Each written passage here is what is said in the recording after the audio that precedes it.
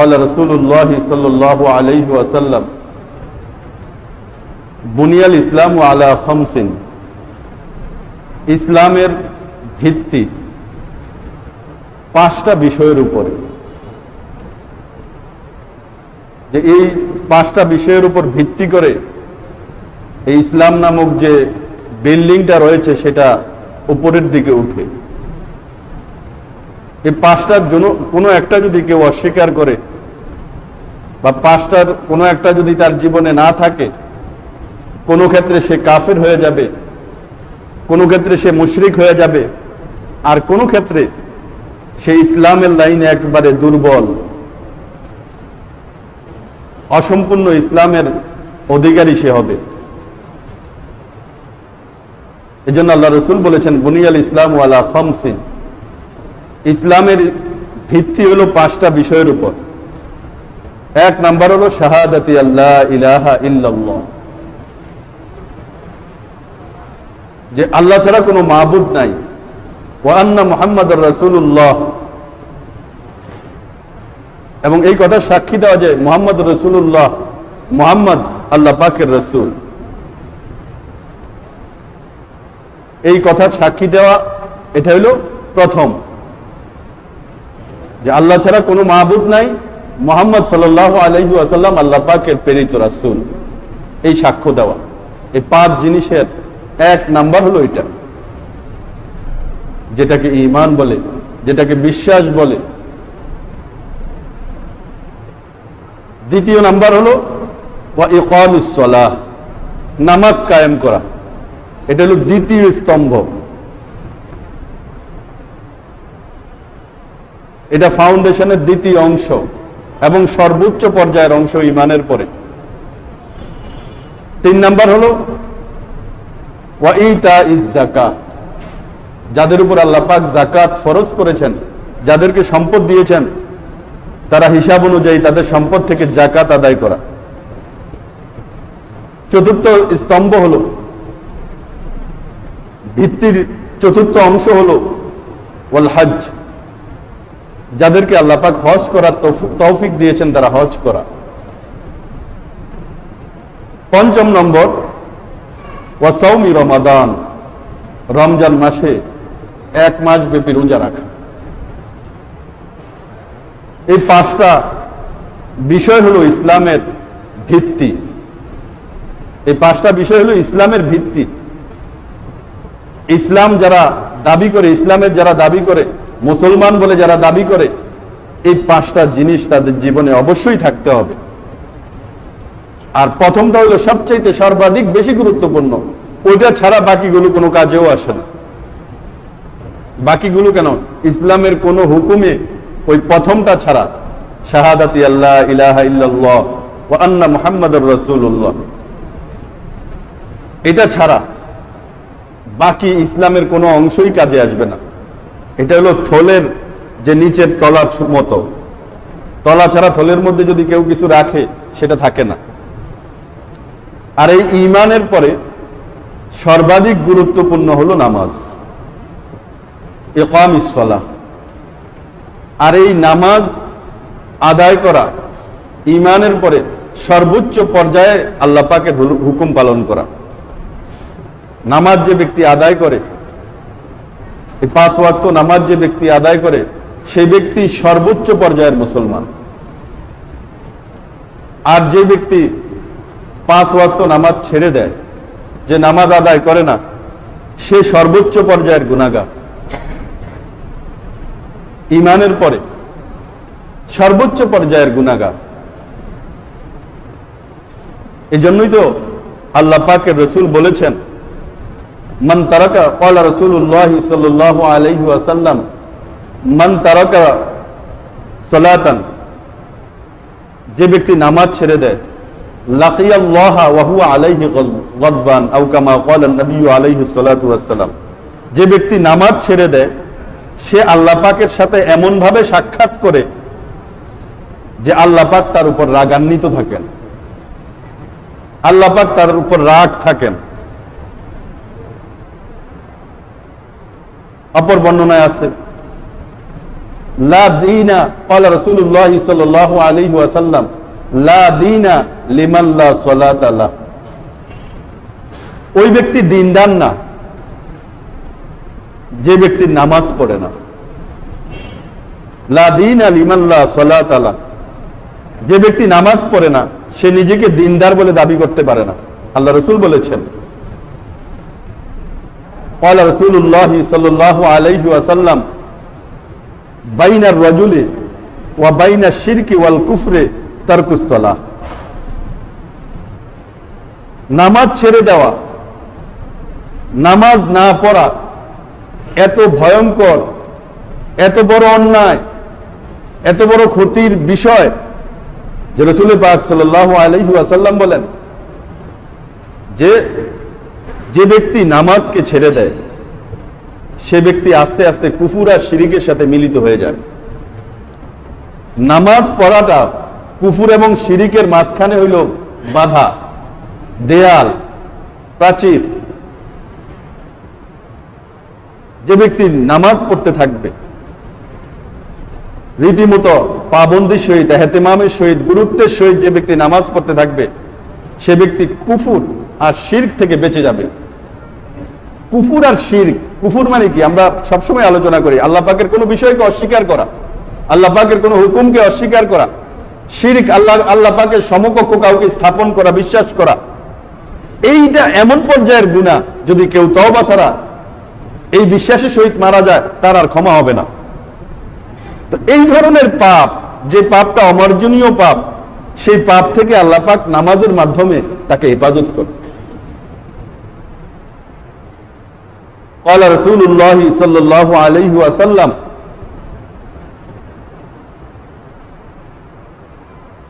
মান ফাতাতুস সালাহ ফাকান্নামা উতিরা আহলুহু ওয়া মালুহু। রাসূল পাক সাল্লাল্লাহু আলাইহি ওয়াসাল্লাম ইরশাদ করেন, যে ব্যক্তির এক ওয়াক্ত নামাজ ছুটে গেল, যে ব্যক্তির এক ওয়াক্ত নামাজ ছুটে গেল তার যেন পরিবার পরিজন, ঘর বাড়ি, ধন সম্পদ সব লুট হয়ে গেল।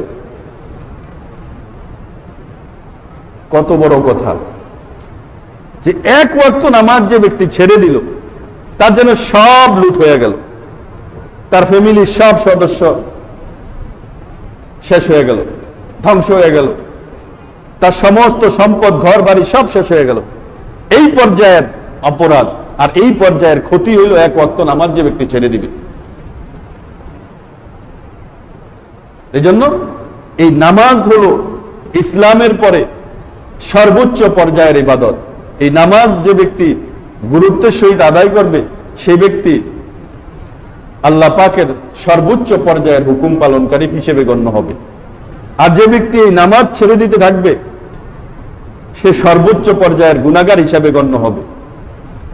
আর যে ব্যক্তি গুনার মধ্যে লিপ্ত থাকবে সে আল্লাহ পাকের রহমত থেকে বঞ্চিত থাকবে। সে আল্লাহ পাকের রহমত থেকে কি থাকবে? বঞ্চিত থাকবে। আর যে ব্যক্তি আল্লাহ রহমত থেকে বঞ্চিত থাকতে থাকবে তার উপর আল্লাহ পাকের শাস্তি আসতে থাকবে। তার দুনিয়ার জীবনেও শাস্তি আসবে, বিভিন্ন ধরনের মুসিবত আসবে, কারণ গুনার মাধ্যমে। قال الله تعالى ظهر الفساد في البر والبحر بما كسبت أيدي الناس। জলে স্থলে যত ধরনের মুসিবত, যত ধরনের ফিতনা, যত ধরনের অসুবিধা আমাদের দৃষ্টিগোচর হয় অথবা আমরা এগুলোকে সামনা করতে পারে, এগুলো সম্মুখীন হইতে হয়, এই সমস্ত জিনিসগুলো হলো মানুষের হাতের কামাই। এগুলো মানুষের হাতের কামাই। মানুষ যে আল্লাহ পাকের নাফরমানি করে, গুনাহ করে, এই গুনার কারণে এই দুনিয়ার জমিনে, চাই এটা জলে হোক, স্থলে হোক, জলভাগে হোক, স্থলভাগে হোক, যেখানেই হোক, এগুলো মানুষের গুনার ফসল। তো নামাজ ছেড়ে দেওয়া সর্বোচ্চ পর্যায়ের গুনাহ। এই নামাজ যদি একটা মানুষ, একজন মুসলমান, একজন ইমানদার ছাড়তে থাকে, এই সর্বোচ্চ পর্যায়ের গুনার মধ্যে সে সব সময় লিপ্ত থাকলো। আর সর্বোচ্চ পর্যায়ের গুনার মধ্যে যখন লিপ্ত থাকবে তার জীবনে অশান্তি আসবে না, তার জীবনে শাস্তি আসবে না, তার জীবনে মুসিবত আসবে না, এটা হইতে পারে না। এটা আল্লাহ পাকের রাসূল, আল্লাহ পাক নিজেই বলেছে। মানুষের হাতের কামাই এগুলো মানুষের হাতের কামাই। এই জন্য আমাকে আপনাকে নামাজের পাবন্দ হতে হবে, নামাজকে খুব গুরুত্বের সহিত আদায় করতে হবে। রাসূল পাক সাল্লাল্লাহু আলাইহি ওয়াসাল্লাম ইরশাদ করেন, যে ব্যক্তি নামাজকে সুন্দরভাবে ওযু করে, আমাদের ওযু তো এমন অবস্থা, এত তাড়াহুড়া যে শরীরের যে অঙ্গগুলো ধোয়া ফরজ, চেহারা, 2 হাত কনুই সহ, মাথা 4 ভাগের 1 ভাগ, 2 পাও টাকনু সহ, এই জায়গাগুলোর মধ্যে যদি এক চুল পরিমাণ শুকনা থাকে, ওযু হবে না, ওযু সুন্দর হবে না। আর এরকম ওযু যদি সুন্দর না হয়, ফরজের মধ্যে যদি ঘাটতি থাকে, ওযু দ্বারা নামাজ পড়লে নামাজ হবে না। রাসূল পাক সাল্লাল্লাহু আলাইহি ওয়াসাল্লাম ইরশাদ করেন, যে ব্যক্তি সুন্দরভাবে ওযু করে এবং নামাজগুলোকে মুস্তাহাব সময়ে, উত্তম সময়ে আদায় করে, 5 ওয়াক্ত নামাজের, প্রত্যেকটা নামাজের একটা মুস্তাহাব উত্তম সময় আছে। ফজরের নামাজের উত্তম সময় হইল শেষের দিকে, এমন সময় নিয়ে নামাজ শুরু করা যে সুন্নত তরিকায় ফজরের কেরাত একটু লম্বা হয়, ওই সুন্নত তরিকায় নামাজ আদায় করার পরে এইটুকু সময়, নামাজের পরে এইটুকু সময় বাকি থাকে, যে কোনো কারণে যদি নামাজটা নষ্ট হয়ে থাকে, তাহলে আবার যেন সুন্নত তরিকায় নামাজটা আদায় করা যায়।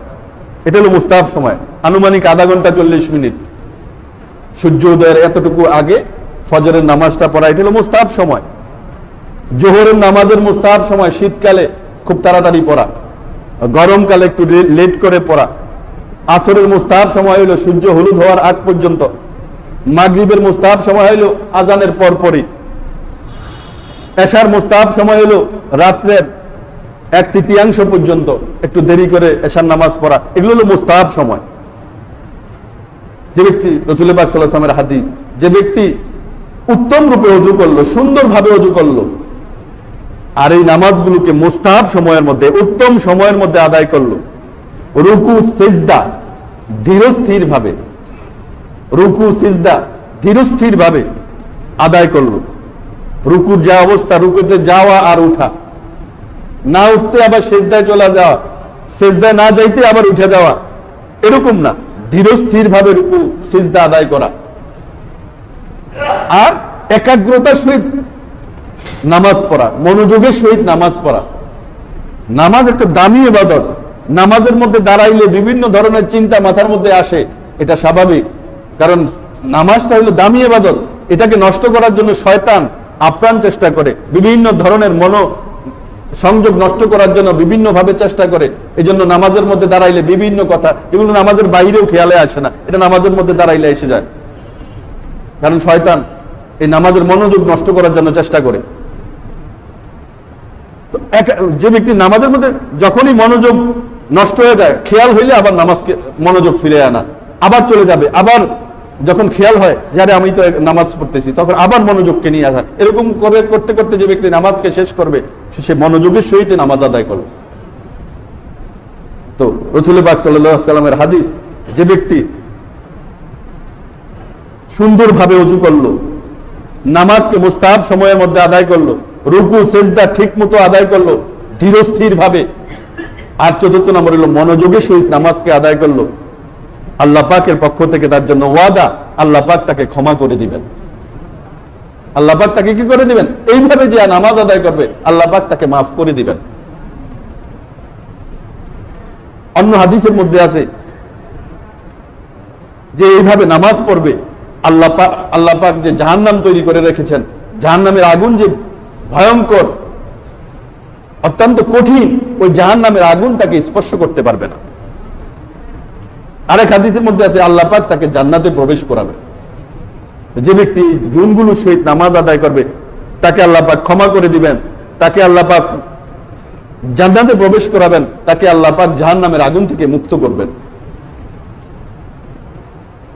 তাকে আল্লাহ পাক জাহান্নামের আগুন থেকে মুক্ত করবেন। অপর হাদিসের মধ্যে আছে যে ব্যক্তি নামাজকে ইহতিমাম করবে, গুরুত্বের সহিত নামাজ আদায় করবে, কাল কিয়ামতের দিন তার জন্য আলো হবে, যে আলোতে চলবে, সে নামাজ তার জন্য আলো হবে। সে যে ইমানদার, তার ইমানদারির পক্ষে তার জন্য প্রমাণ হবে নামাজটা। আর এই নামাজের মাধ্যমে সে এই হাসরের ময়দানের কঠিনতা থেকে, সে কবরের আযাব থেকে, জাহান্নাম থেকে সে মুক্তি পাবে এই নামাজের মাধ্যমে। তো নামাজের অসংখ্য ফজিলত। আর এই নামাজ, ফরজ নামাজগুলো জামাতের সহিত আদায় করতে হয়, জামাতের সহিত। আল্লাহ পাক জামাতের সহিত নামাজ আদায় করাকে খুব পছন্দ করেন। নামাজ জামাতের সহিত নামাজ আদায় করাকে আল্লাহ খুব বেশি পছন্দ করেন।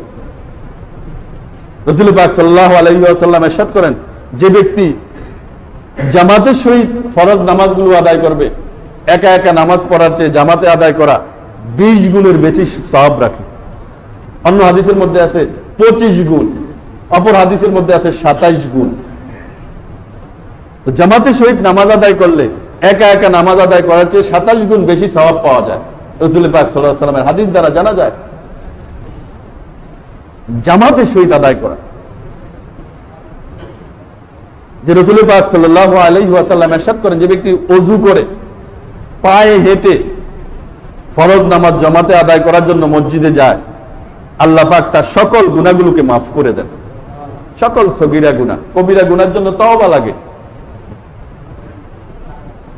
সগীরা গুনাহগুলোকে মাফ করে দেন। আর মসজিদে গিয়ে যদি দেখে জামাতের টাইম আরো বাকি আছে, সে বৈশা নামাজের জন্য অপেক্ষা করে। তো যতক্ষণ সে নামাজের জন্য অপেক্ষা করবে, অতক্ষণ তার আমলনামার মধ্যে নামাজের সওয়াব উঠতে থাকে। আর ফেরেশতা তার জন্য দোয়া করতে থাকে, যে নামাজের অপেক্ষা করতে থাকে, আল্লাহুম্মা গফির লাহু। রাসূল পাক সাল্লাল্লাহু আলাইহি ওয়াসাল্লাম ইরশাদ করেন, ফেরেশতা তার জন্য দোয়া করে, আল্লাহুম্মা গফির লাহু, আল্লাহ তাকে মাফ করে দেন। ওয়ারহামহু, তার উপর দয়া করেন, তার উপর রহমত নাজিল করেন।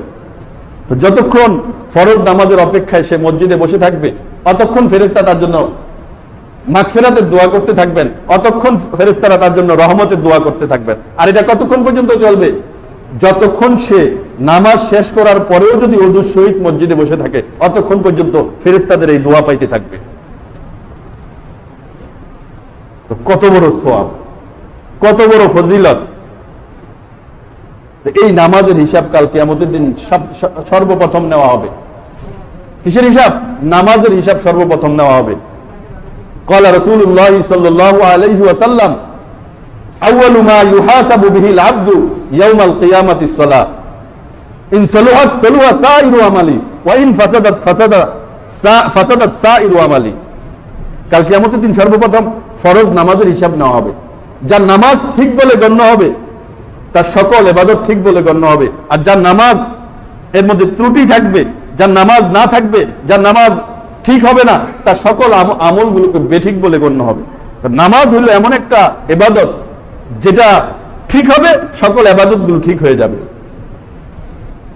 নামাজের হিসাব যখন নেওয়া হবে, অন্যান্য আমলের হিসাব যখন নেওয়া হবে, একই নিয়ম যে ফরজ নামাজের হিসাব নেওয়ার সময় ফরজের মধ্যে ঘাটতি থাকে। আমরা কে একবারে 100% ঠিক করে নামাজ পড়তে পারি? কত গলত, কত ভুল আমাদের নামাজের মধ্যে হয়, অসম্পূর্ণতা থাকেই। যখন নামাজের হিসাব নেওয়া হবে, নামাজের মধ্যে যদি ত্রুটি পাওয়া যায়, আল্লাহ পাক ফেরেশতাদেরকে বলবেন তার নফল আছে কিনা, নফল দেখো। যদি নফল পাওয়া যায়, ওই নফলের দ্বারা তার ফরজের ঘাটতিগুলো পুরা করা হয়। আর ফরজের ঘাটতি পূর্ণ হয়ে গেলে বাস তার মুক্তি হয়ে যাবে, তার নামাজ ঠিক হয়ে যাবে, নামাজের হিসাব তার ঠিক হয়ে যাবে। আর নামাজের হিসাব ঠিক হয়ে গেলে সকল ইবাদতের হিসাব ঠিক হয়ে যাবে। এজন্য ফরজ ইবাদতের সাথে সাথে নফল গুলো থাকা চাই। ফরজ ছাড়া, ফরজ আর ওয়াজিব ছাড়া যত নামাজ আছে, চাই সুন্নতে মুআক্কাদা হোক, চাই সুন্নতে গায়রে মুআক্কাদা হোক, চাই অন্যান্য নফল হোক, সবই নফল। কোনোটা পড়তে হয়, না পড়লে গুনাহ হয়, কোনো নফল পড়লে সওয়াব হয়, না পড়লে গুনাহ হয় না, এটুকু পার্থক্য। কিন্তু শরীয়তের পরিভাষায় সবগুলোকে নফল বলা হয়। তো ফরজ নামাজ এর আগে পরে, 5 ওয়াক্ত ফরজ নামাজের আগে পরে 12 রাকাত সুন্নতে মুআক্কাদা আছে দৈনিক। রাসূল পাক সাল্লাল্লাহু আলাইহি ওয়াসাল্লাম ইরশাদ করেন, যে ব্যক্তি এই 12 রাকাত সুন্নতে মুআক্কাদার ইহতিমাম করবে, গুরুত্ব দিবে, আল্লাহ পাক তার জন্য জান্নাতে একটা মহল, একটা উত্তম মানের একটা মহল, একটা অ্যাপার্টমেন্ট আল্লাহ পাক তৈরি করবেন, উত্তম মানের সর্বোত্তম একটা মহল, একটা বালাখানা, একটা বিল্ডিং আল্লাহ পাক তাকে তার জন্য জান্নাতে তৈরি করে রাখবেন এই সুন্নতে মুআক্কাদা গুলো পড়ার কারণে। 12 রাকাত ফজরের আগে, ফজরের ফরজের পূর্বে 2 রাকাত, জোহরের ফরজের পূর্বে 4 রাকাত, ফরজের পরে 2 রাকাত, আসরের মধ্যে সুন্নতে মুআক্কাদা নাই, মাগরিবের ফরজের পরে 2 রাকাত, এশার ফরজের পরে 2 রাকাত, এই সর্বমোট 12 রাকাত। এই সুন্নতে মুআক্কাদা গুলো ইহতিমাম করা। রাসূল পাক সাল্লাল্লাহু আলাইহি সাল্লামের নিকট ফজরের 2 রাকাত সুন্নতে মুআক্কাদা দুনিয়ার সমগ্র জিনিস থেকে বেশি দামি ছিল। রাসূল পাক সাল্লাল্লাহু আলাইহি সাল্লাম ইরশাদ করেন, যে ব্যক্তি জোহরের আগে 4 রাকাত সুন্নতে মুআক্কাদা এবং জোহরের পরে 4 রাকাত পড়বে, জোহরের পরে 4 রাকাত হলে 2 রাকাত সুন্নতে মুআক্কাদা, 2 রাকাত নফল, এই 8 রাকাত যে ব্যক্তি ইহতিমাম করবে, জাহান্নামের আগুন তাকে স্পর্শ করবে না। এত এত ফজিলত নফলের, এগুলো দ্বারা ফরজের ঘাটতি পুরা করা হবে। এমনি ভাবে আরো অনেক নফল, তাহাজ্জুদ আছে, অনেক ফজিলতপূর্ণ ইবাদত, ইশরাক আছে, চাশ আছে, সালাতুদ দোহা, যেটা সূর্য ঢলার পরে, সূর্য পশ্চিম দিকে হেলে যাওয়ার পরে পড়া হয়। রাসূল পাক সাল্লাল্লাহু আলাইহি ওয়াসাল্লাম সব সময় পড়তেন এই 4 রাকাত নামাজ, এটা সালাতুদ দোহা, আওয়াবিন, আরো অনেক, সালাতুল হাজাত, সালাতুল ইস্তিসকা, সালাতুল কুসুফ, সালাতুল খুসুফ, সূর্য গ্রহণ চন্দ্র গ্রহণের নামাজ, আরো যত আছে নামাজ, এগুলো সব নফল। এগুলোর দ্বারা আল্লাহ পাক কাল কিয়ামতের দিন ফরজের ঘাটতি পূর্ণ করবেন। এমনি ভাবে জুমার দিনে, জুমার পূর্বে 4 রাকাত সুন্নতে মুআক্কাদা, জুমার ফরজের পরে 4 রাকাত সুন্নতে মুআক্কাদা, এটাও পড়তে হয়, না পড়লে গুনাহগার হয়। এগুলোর দ্বারা নামাজের ঘাটতি পূর্ণ হয়। এগুলোর প্রতি আমাদেরকে ইহতিমাম করতে হবে, গুরুত্ব দিতে হবে। আল্লাহ পাক বলেন যে ব্যক্তি আমার ওলিদের সাথে, আমার প্রিয় বান্দাদের সাথে শত্রুতা পোষণ করে, আমি আল্লাহর পক্ষ থেকে তার সাথে যুদ্ধ ঘোষণা করলাম। আর আল্লাহ পাকের প্রিয় বান্দা হয় কিভাবে? যে সবচাইতে ফরজ নামাজের দ্বারাই আল্লাহ পাকের নৈকট্য লাভ হয়। আল্লাহ পাক বলেন ফরজের মাধ্যমে আল্লাহ পাকের কি হয়? নৈকট্য লাভ হয়। আর নফলের দ্বারা বান্দা আল্লাহ পাকের কাছে যাইতে থাকে, নিকটে যাইতে থাকে, এবং এক পর্যায়ে আল্লাহ পাকের প্রিয় হয়ে যায় বান্দা। নফলের মাধ্যমে আল্লাহর ওলি হয়ে যায়। আর যখন বান্দা আল্লাহর প্রিয় হয়ে যায়, কিসের মাধ্যমে? নফলের মাধ্যমে। ফরজের দ্বারা আল্লাহ তাআলার নৈকট্য লাভ হয়। আর ফরজের পরে বিভিন্ন প্রকারের যে নফলগুলো আছে, সুন্নতে মুআক্কাদা, গায়রে মুআক্কাদা, অন্যান্য নফল, এটার দ্বারা আল্লাহ পাকের প্রিয় হয়ে যায়, সে বেশি নিকটে চলে যায় সে। আর যখন বেশি নিকটে চলে যায়, আল্লাহ বলেন যে আমি তার চোখ হয়ে যাই যার দ্বারা সে দেখে, আমি তার কান হয়ে যাই যার দ্বারা সে শুনে, আমি তার হাত হয়ে যাই যার দ্বারা সে ধরে, আমি তার পা হয়ে যাই যার দ্বারা সে চলে। অর্থাৎ তার সকল কার্যক্রম আমার মর্জি মোতাবেক হয়, আমার ইচ্ছা মোতাবেক হয়, আমার ইচ্ছার বিরুদ্ধে তার কোনো কিছুই হয় না। এই নফলের মাধ্যমে হয় সেটা। এই জন্য আমাকে আপনাকে এই দুনিয়ার জীবনে অবশ্যই নামাজের গুরুত্ব দিতে হবে। সর্বোচ্চ পর্যায়ের দিনদার হতে হলে নামাজের প্রয়োজন, নামাজের গুরুত্ব দেওয়া লাগে। আর সর্বোচ্চ পর্যায়ের পাপিষ্ঠ হইতে হলে শিরক আর কুফর করা, তো সেটা হলো ভিন্ন জিনিস, সেটার তো কোনো ক্ষমা নাই যদি তওবা না করে। ঈমানের পরে যদি কেউ কোনো হুকুম লঙ্ঘন করে আল্লাহ পাকের, সেটা হলো নামাজের মতো হুকুম যদি কেউ লঙ্ঘন করে, সে সর্বোচ্চ পর্যায়ের গুনাহগার হয়। আর যে ব্যক্তি যত উচ্চ পর্যায়ের গুনাহগার হবে, সর্বোচ্চ পর্যায়ের গুনাহগার হবে, তার জীবনে তত বেশি অশান্তি আর আপদ বিপদ নেমে আসবে। আর যে ব্যক্তি সর্বোচ্চ পর্যায়ের হুকুম পালনকারী হবে, বাস তার উপর দুনিয়ার জীবনেও সর্বোচ্চ পর্যায়ে শান্তি নেমে আসবে এবং পরকালীন জীবনেও সর্বোচ্চ পর্যায়ে শান্তি নেমে আসবে।